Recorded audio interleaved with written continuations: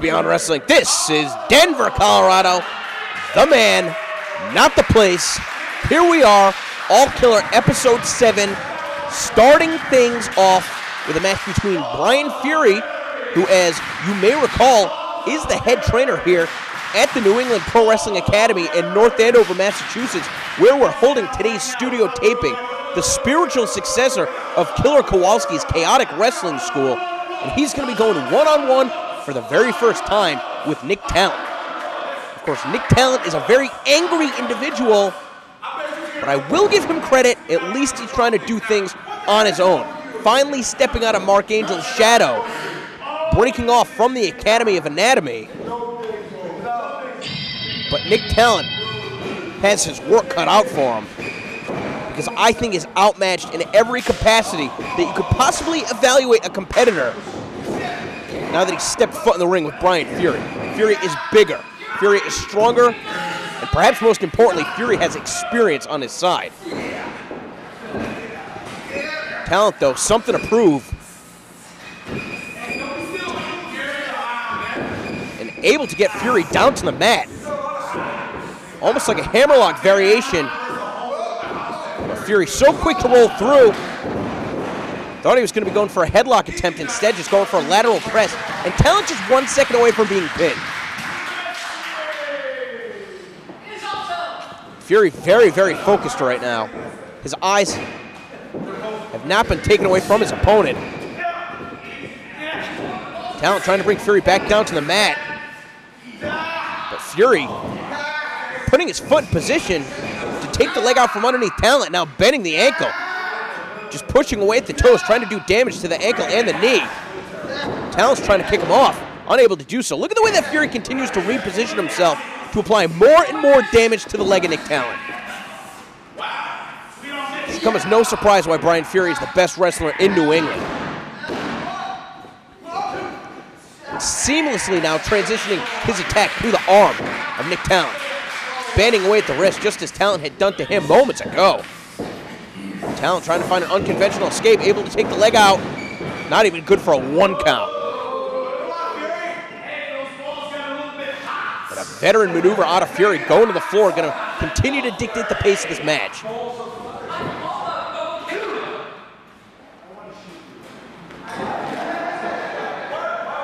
And knowing that Nick Talent's a bit of a hothead, you got to think this is only serving to anger him. Just basically having to survey his opponent. And you saw he came charging and knocked Fury off the apron, but Fury able to get out of dodge.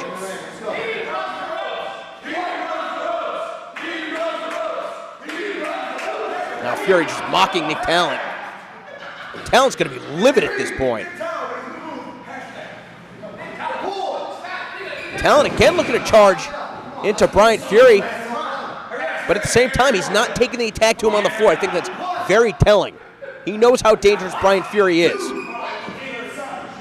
And finally, it looks like he's going to allow Fury back into the ring. I mean, really, he doesn't have much of a choice. Telegraphed that. Fury able to sidestep him, trapping him in the corner, just going to town. Talent gets whipped hard into the turnbuckles, all the way across the ring. Talent's unable to stand right now. Fury bringing him to the center of the ring. And holding him up with one arm before just tossing him to the mat. Brian Fury firmly in control of this contest. And like I said at the beginning, Talent fighting an uphill battle. Ooh. Just landed spine first to the apron before tumbling to the floor. Of course, Nick Talent, a competitor with a history of neck injuries. And this is exactly where he did not want to find himself. Just a clubbing blow, sending him down. About 1 inch of padding between Nick Talent and the concrete. And the other wrestler starting to come for Brian Fury. You saw Fury was going to try and toss Talent into the ring. Talent able to send Fury spine first into the apron, just as he had suffered moments ago. But Fury once again with the upper hand. Oh, just kicking him right in the back of the head. Usually you see an attack like that directed to the temple, but instead, Brian Fury unloading on the top of the cranium. And Fury finally, enough is enough. Positioning Talent back in the ring. We're going to think he's going to be going for a pin. Now Talent might be in some serious trouble right here because Fury seems content with inflicting more punishment. Look at the way that Fury is burying his shin into the well-chiseled abdomen of Nick Talent and just holding him there. Fury knows exactly what he is doing in the ring at all times. Talent able to find a reversal of the Irish whip. Now a headbutt between the shoulder blades. Talent's best opportunity to capitalize so far in this match. With Fury hung up, the added leverage of the ropes, driving him down with that neck breaker. Fury get dragged to the center of the ring, but still able to kick out.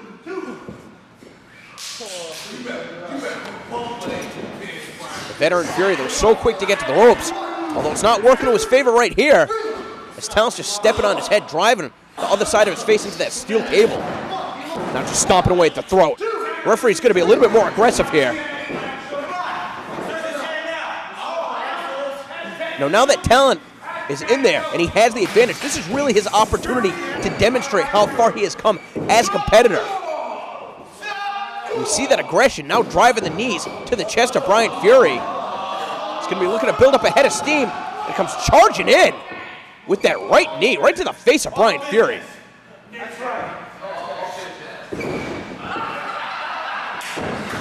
Now dragging Fury to the center of the ring and dropping the elbow. Hooking the leg, but not nearly enough coverage across the chest. Fury stumbling around, but knows that if he can get to the ropes, he can at least prop himself up. 2 shots find the mark. Will a third? Oh, Talent just blocking him.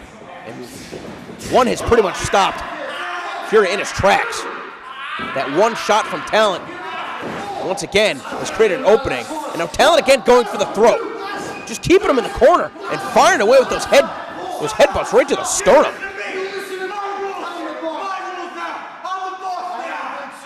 Talent saying that he's the boss. He's still going to adhere to the rules set by the official. You can't blame referee Kevin Quinn for trying to do his job. Of course, Nick Talent's job is to win. And by giving Brian Fury an opportunity to recover, he's allowed Fury the opportunity to get out of the way. He charges knee first once again. And he pulled on the knee pad, trying to go bone to face, but instead colliding with that turnbuckle. And I mean, even with that pad, that's still a nasty part of the ring to hit.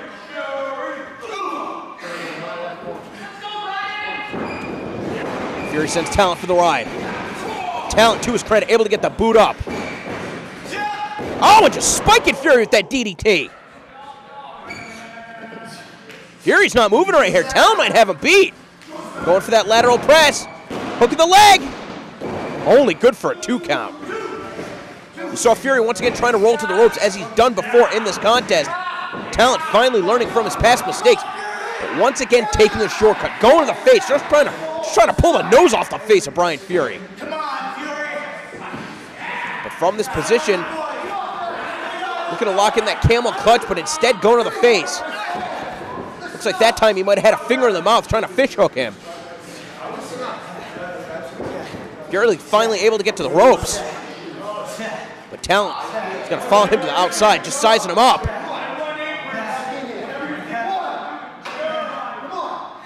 What's Talent got in mind right here? Oh! Dropping all of his body's weight across the chest of Fury with that senton. That's an unusual position to hit that maneuver. The Fury sandwiched between his opponent and the apron. Maximum damage from Nick Talent. Oh, now he's calling for a neck breaker. Smart to get in the ring to break the count, but how much time is he wasting by doing that? Now trying to pull Fury to the floor. Fury's trying to fight off. Talent having to get that separation, so he's getting hit in the neck again. And just driven face first into the floor. Again, Talent, somebody who has a history of neck injuries, and that was a nasty spill. But again, you can never count a veteran like Brian Fury out. But perhaps operating on instinct alone, I mean, Fury isn't even stirring right here. Then again, I mean, in order to drive Talent down, he had to drive himself down to the concrete. How much damage did he do to himself? Fury finally coming to right here. Both these guys going to be looking to hop in the ring before getting counted out. Of course, that's easier said than done. Fury's in the ring first. Talent quick to follow. Talent used the ropes to pull himself back up to his feet, as is Fury. We're at a stalemate. Talent comes charging in. Fury's out of the way, taking him down with that big clothesline. And again. Talent looking for a clothesline of his own. Oh, gets caught with a super kick. Could this do it? 1, 2. Only a 2 count. You hear the other wrestlers shouting words of encouragement to Brian Fury.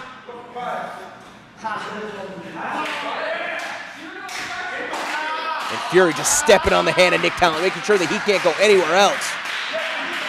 Perhaps Fury's going to be looking for that pop-up powerbomb, sending him off the ropes. Oh! He telegraphed the Enziguri, but Talent was out of the way. Now look at the submission from Talent, using Fury's own arm to drive his knee into the carotid artery. This is a sleeper hold from this position.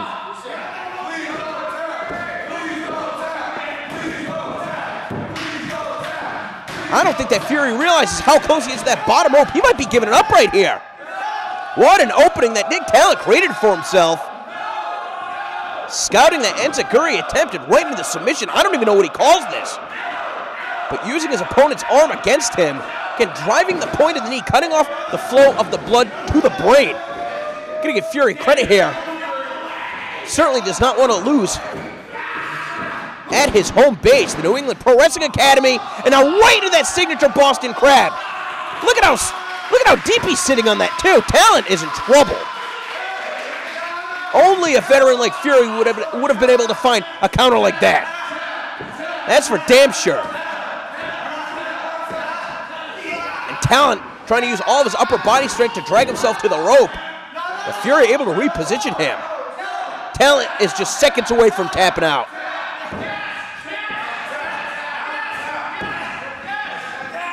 Look at him scratching and clawing to that bottom rope. Is he going to be able to get it? Wow. Talent really digging deep right there. And Fury waited until a 4 count to break that hold.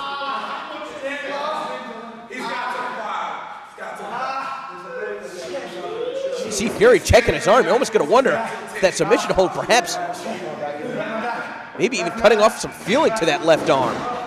That was a deadly hold from Nick Talent. Fury looking to bring it back to the ring. Talent learning when Fury moved himself to the ropes earlier in the match, it made it so much harder for him to attack. But look at that, just pulling Fury down, throw first, and the referee going to count the pin right here. He doesn't see Talent's feet on the ropes, come on! Talent stealing a victory right here. Going to the cheap shot to the throat. And then propping himself up on those ropes. I can't believe the referee didn't see that. You saw Kevin Quinn going into position to count the pin. It was plain as day to everybody else here at the New England Pro Wrestling Academy. You hear the other wrestlers chanting bullshit. That's where he's gonna stay. And Nick Talent is stealing a victory. As a dude be outsmarted by a green guy, Fury. Suck my dick. Say that he outsmarted Brian Fury. And I'm not going to repeat what he said before exiting the room.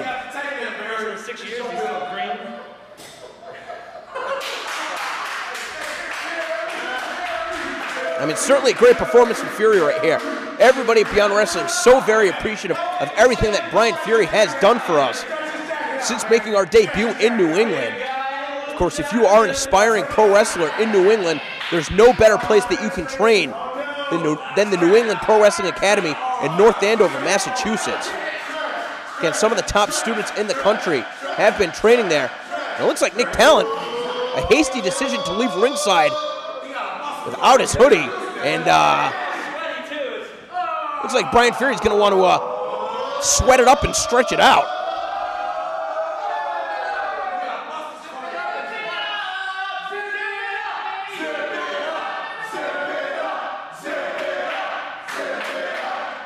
Fury really struggling right here to zip up that hoodie.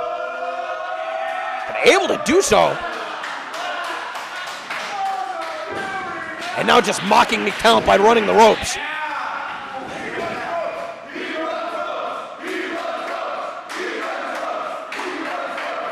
Well, Fury having a little bit of fun right here. But Nick Talent's still the one that picked up the victory.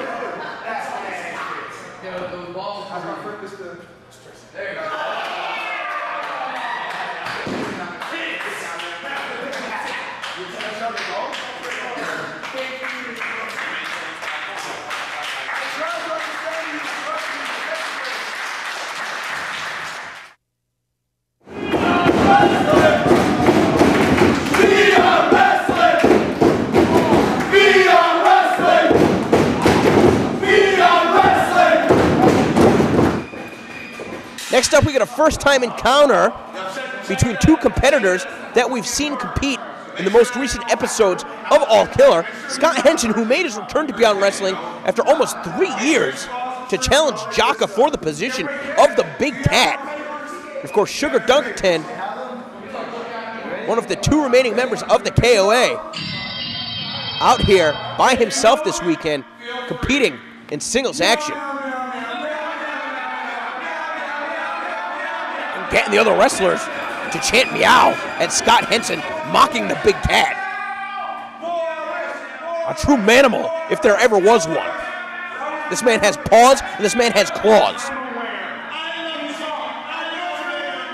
But he also has technical prowess, which he's going to be looking to use to out-wrestle Sugar Dunkerton.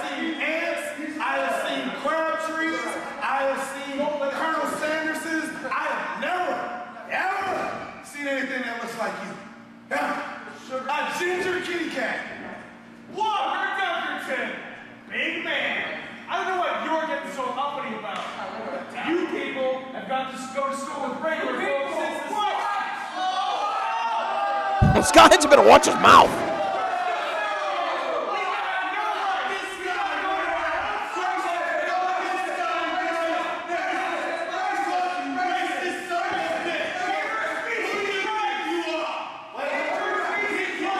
I guess Scott Henson is now here to fight for interspecies rights. He's going to be using Beyond Wrestling as the platform to try and spread the word about his people. You would think that perhaps interspecies wrestling would be a more effective platform, but such is life. Oh, he just slapped him in the face with his tail. That's the ultimate disrespect.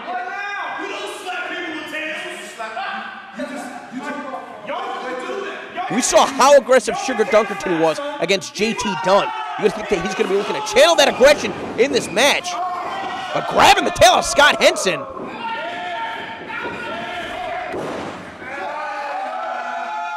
Oh, and just twisted it. Can't even imagine how many bones and ligaments and tendons and all that jazz are in a tail. It's going to be a very sensitive spot. Oh, and Sugar just biting away. Sugar looks crazy right now. Oh, and just stomping on the tail.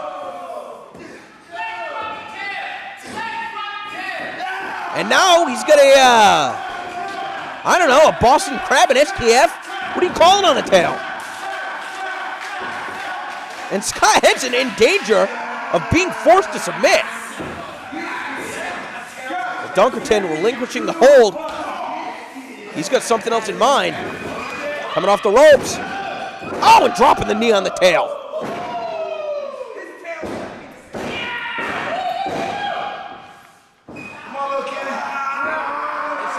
Now Dunkerton just moving Henson around the ring with that tail. And bending it around his arm. The tail's not to bend that. It's not meant to bend that way. Or something like that. Henson able to use his body's weight to drive Dunkerton in the corner, catching him with a couple elbows, and now driving that paw, that claw, into the back.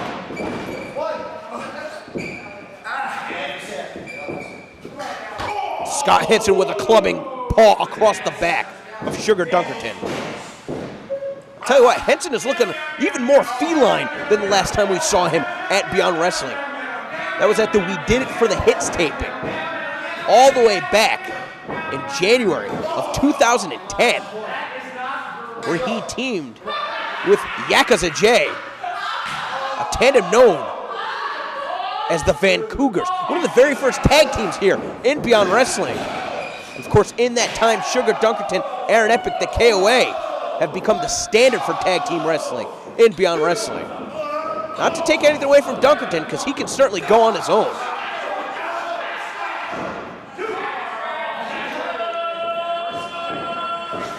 Henson just charging through Dunkerton. Instead of getting tripped up, using those claws and those paws to leave some indentations on the back of Sugar Dunkerton.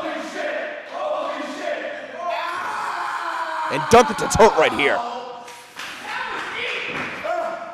Oh, a chest rake. Now that's certainly some offense you don't see every day.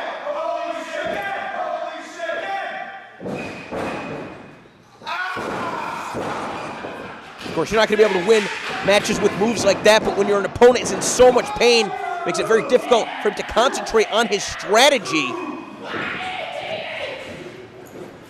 That makes some easy pickings. A snap suplex from the Catman. Just launching his 300-pound frame, or his 222-pound frame, somewhere in that range.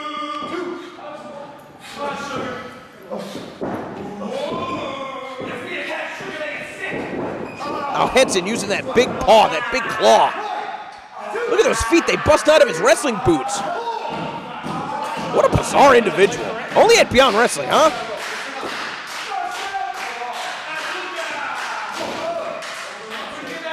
Dunkerton with a couple shots to the midsection. Trying to fight back up to his feet. But one forearm stops him in his tracks. And the Catman's in control. Now Henson just stepping on the side of the face of Sugar Dunkerton. And all of his body's weight across the chest.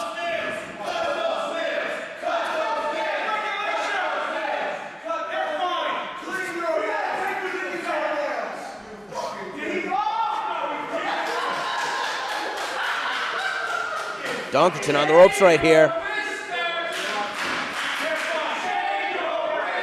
And now you hear the other wrestlers giving Henson shit, telling him to shave his whiskers. Henson's going to be careful. It's been a long time since he's been in the Beyond Wrestling environment, but Sugar Dunkerton is a world-travel competitor. Oh, and hit with a Space Jam. Driving Henson face first down to the mat. And Dunkerton proving why he's one of the very best on the scene. Coming in with that flying knee. And taking him down with that double chop, too. Just driving him down with that spine buster, sweeping out the legs, all the impact right into the pin. But Henson's still able to get that left shoulder off the mat.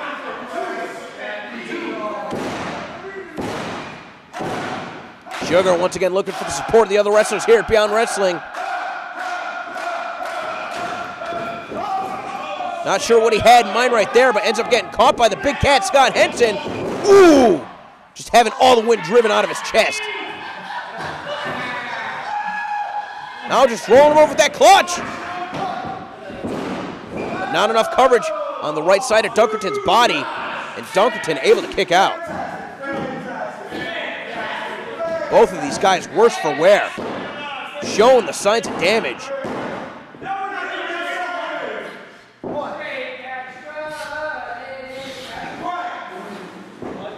Henson perhaps thinking what he's going to do next. Perhaps looking to sink Dunkerton's battleship or going for a critical lariat. Gonna think he's gonna coming off the ropes with that clothesline. Oh, his tail got ripped off!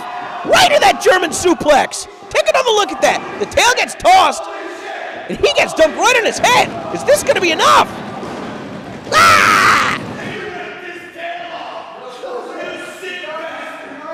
I don't even know how Henson can compete right now. This is a gruesome scene. Dunkerton looking for another German suplex. This time Henson shrugs him off. Now Henson reversing the waistlock. Dunkerton trying to fight out with elbows. And Dunkerton's lariat countered. Henson with that boot, that paw, that claw to the midsection. Oh, and dropping him down with that Emerald Trojan. The suplex right into the side. Pile driver. Oh, Dunkerton's out.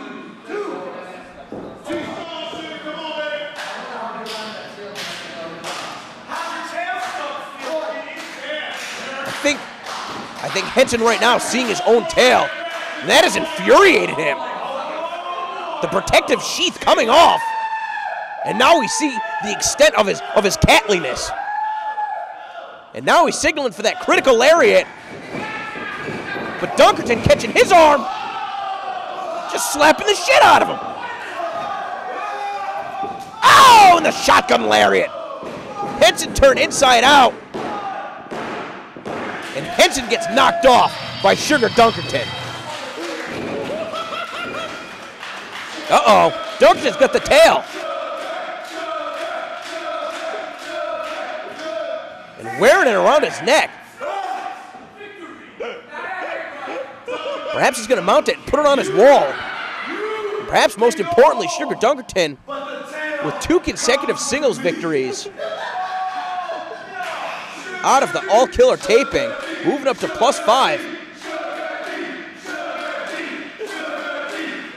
Talk about going home with a souvenir.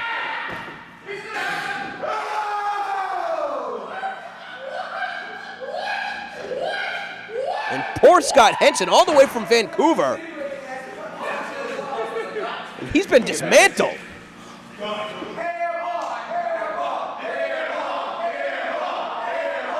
What are those hairballs? He coughed those up during the match? That's disgusting.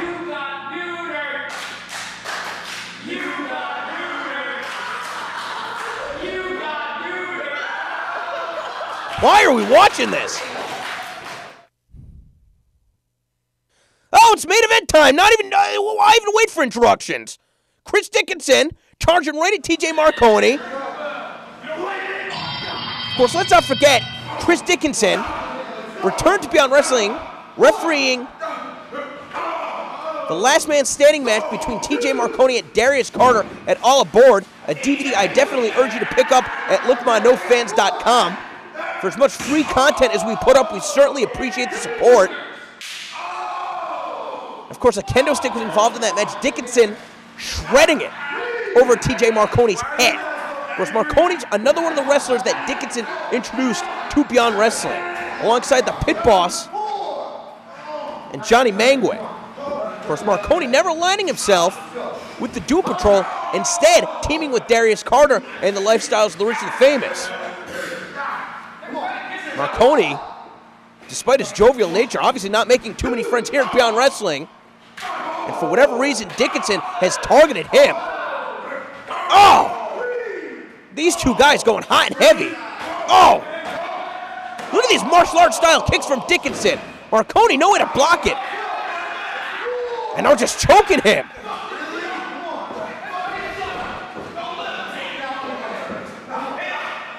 The last time we saw TJ Marconi at Beyond Wrestling, it was an episode of All Killer, where he was going up against Eric Corvus. Look at the strength of Marconi. I gotta think that Marconi was trying to slam Dickinson on the floor. As I was saying, it looked like Marconi had Corvus beat when Dickinson credited him with the distraction on the floor. And Corvus was able to beat Marconi. Of course, we saw Dickinson versus Mark Sherman. And after that match, Dickinson attacking some of the other wrestlers. Watching the matches, it was Marconi that had to fight him off. I mean, I don't know what will be settled with this contest, if anything. These two guys hate each other. I mean, you can already tell the damage that's been done just the early moments of this match. These guys are spent. We're only a couple minutes in. Dickinson finally getting his hoodie off, and what's he going to do? He's going to try and suffocate Marconi with it. risking disqualification by doing so. Dickinson does not care about the rules. That's for damn sure. Marconi stumbling around. Dickinson so deadly with his feet.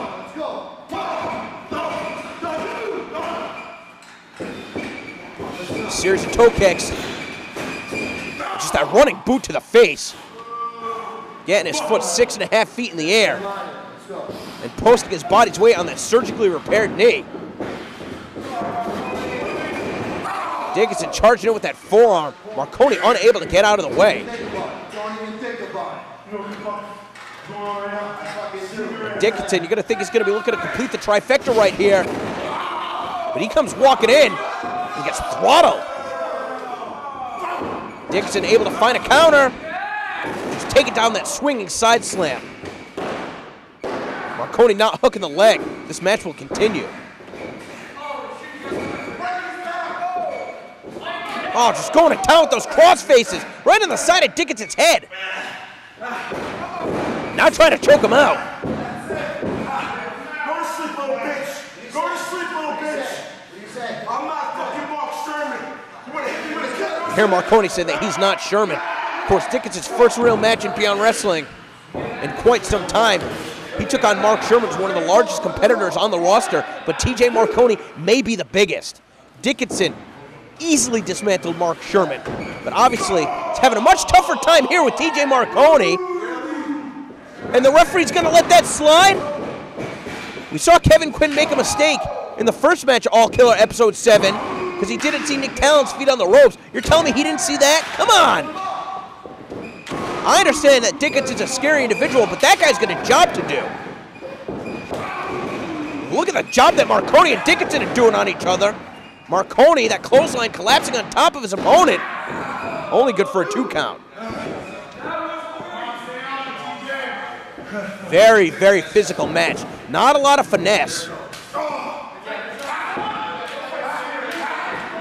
And Marconi, when's the last time you've seen a wrestler take the fight to Dickinson like this? Not backing down at all. That wild karate chop missed the mark, and Dickinson responding to some shots of his own. Didn't miss the mark that time, or that time, or that time. And now Dickinson going after the leg. Dickinson right into the figure 4, knowing just how much damage can be done to the knees. Dickinson out for almost 2 years.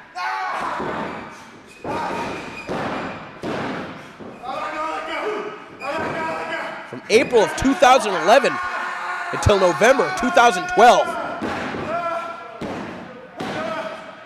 And in that time, look at how massive Dickinson has gotten. But Marconi able to find a counter, and Dickinson trying to get his legs free before Marconi can do too much damage. Oh, just kicking the leg out from underneath him. When I hit my leg.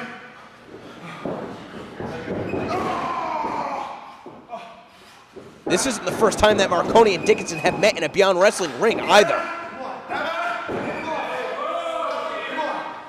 The last time we saw them compete was at the World of Hurt taping back in Allentown, Pennsylvania, when the roster had united to try and take down the threat of the Doom Patrol. And believe it or not, Marconi had to miss some action for a number of months because of damage done to his leg. Come on, little sexy. Oh, Dickinson just sizing him up and stomping him in the guts.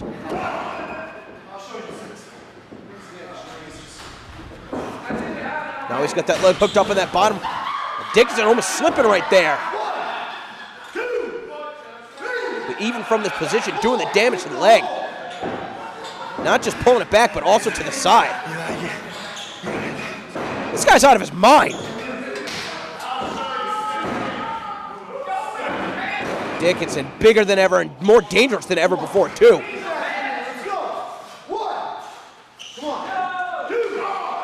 Just that knockout shot right to the temple.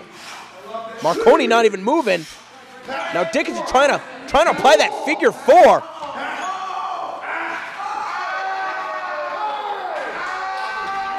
And Dickinson has that maneuver applied but he's not going to be able to get a submission predicament. He's going to be able to do damage, but he's eventually going to have to give up the holding. Even if Marconi wants to tap out from that position, the referee hopefully would not count it. Then again, I mean, the referee's really giving these guys a lot of leeway in this match, and you got to think it's just because he doesn't want to be caught in between these two behemoths. Oh, come on now, Dickinson introducing a chair to the match. Both the referee and Marconi having to move away to avoid contact. Referee, get that chair out of the way, pal.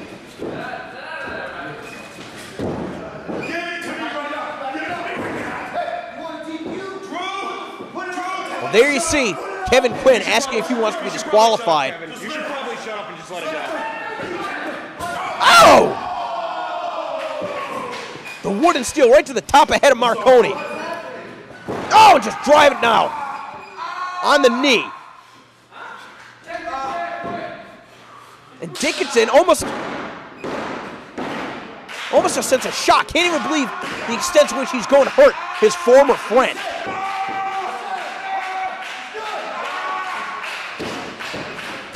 You know, when Dickinson made his return to Beyond Wrestling All Aboard, I mean, he was a mess. Some of the things that he was saying just did not add up. Just a very disturbed individual. Now trying to take Marconi over with that backslide. These two guys jockeying for position. Unbelievable! Dickinson able to take Marconi over with that Falcon Arrow, just spiking him on his head. Marconi just barely kicking out. And Dickinson now once again going to that figure four.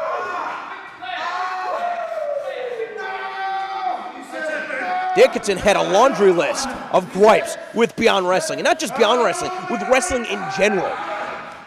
And it looks like he's come back to inflict as much misery on his opponents as he had to suffer with his time on the shelf. Of course, nobody hurt Chris Dickinson. Chris Dickinson hurt himself back at that WXW show in April of 2011. Coming off the top rope, landing awkwardly on his knee. It's not because somebody put him on the shelf. A freak accident that cost him so many months of his career. But now Dickinson, it's not just enough to be in control of his own destiny. He wants to be in control of the destiny of others.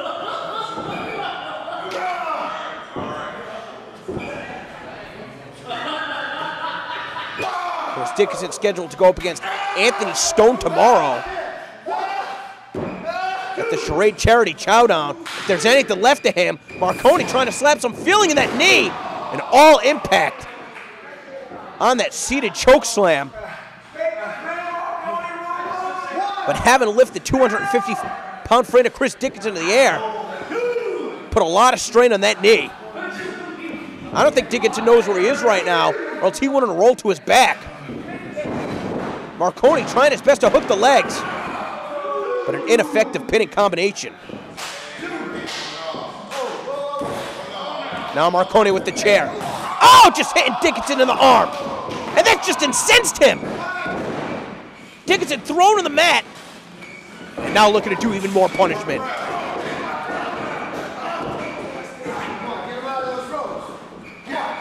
Dickinson trying to push Marconi to the floor. Marconi no choice but to go to the outside. Now Dickinson calling for something right here. Not sure what he has in mind. Oh no, perhaps a suplex.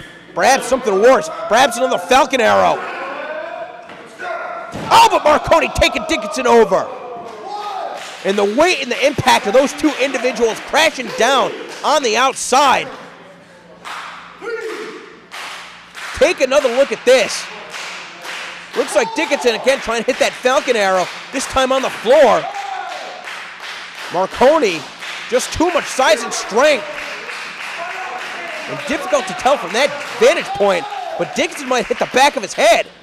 I think Marconi out of instinct alone, perhaps looking to drape his arm over Dickinson for the pin, but he can't get the win out there. And the referee counting to 10. Finally some order. We're going to have a double count out. And by my estimation, things are far from over between Chris Dickinson and TJ Marconi.